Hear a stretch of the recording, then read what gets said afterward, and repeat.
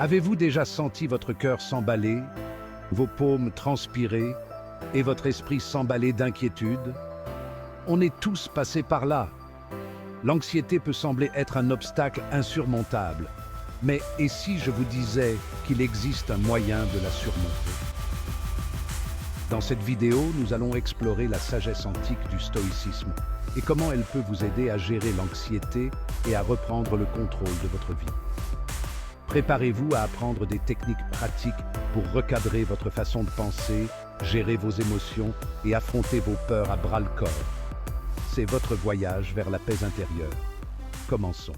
Laissez-moi vous planter le décor. C'est vendredi soir et je me prépare pour un rendez-vous important. Ce n'est pas n'importe quel rendez-vous, c'est avec quelqu'un de spécial, quelqu'un qui fait battre mon cœur. Mais il y a un hic. Elle n'a aucune idée que je suis un humoriste de stand-up. Ce soir, c'est le soir où je révèle ma passion secrète. Alors que je m'habille, je sens une sensation familière me gagner. Mon cœur se met à battre la chamade, mes paumes deviennent moites et mon esprit s'emballe de doute. C'est le trac qui se transforme en une véritable crise d'angoisse à propos du rendez-vous et de mes débuts imminents dans le stand-up. Dans ce moment de panique, je me suis souvenu d'un principe stoïcien qui m'a aidé d'innombrables fois auparavant. Se concentrer sur ce que l'on peut contrôler. Je ne pouvais pas contrôler si le public allait rire à mes blagues, mais je pouvais contrôler ma préparation, ma prestation et surtout ma réaction à leurs réponses. Ce simple changement de perspective a été une révélation. Au lieu de laisser mon anxiété me consumer, j'ai canalisé mon énergie dans la répétition de mon sketch et la préparation mentale au rendez-vous.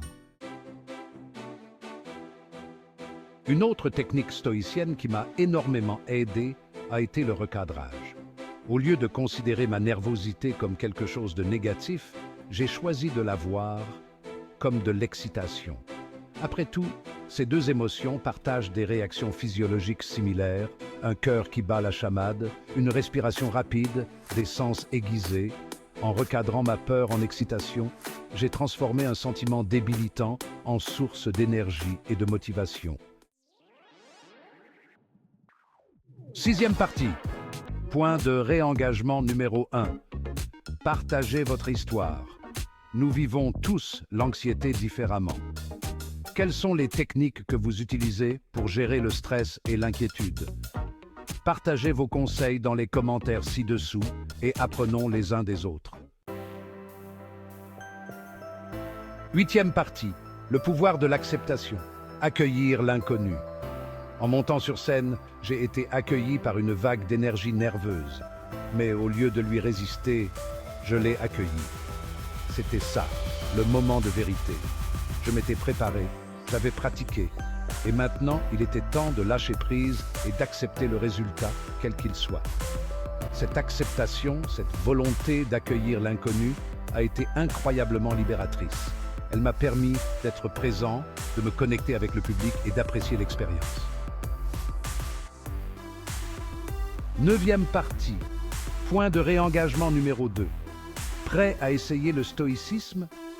Les principes stoïciens que j'ai partagés peuvent changer la vie. Êtes-vous prêt à vous lancer dans votre propre voyage de découverte de soi et de résilience? Dixième partie, un triomphe stoïcien. Trouvez le calme au milieu du chaos. Ce soir-là, j'ai appris une puissante leçon sur l'anxiété et le pouvoir du stoïcisme. Il ne s'agit pas d'éliminer complètement l'anxiété, mais de la gérer, de la recadrer et de l'utiliser à notre avantage. L'anxiété, comme toute tempête, finira par passer. La clé est de trouver notre calme intérieur, notre centre stoïcien, qui nous permet de traverser toutes les tempêtes que la vie nous réserve. N'oubliez pas de vous abonner pour en savoir plus sur la façon de trouver votre stoïcien intérieur.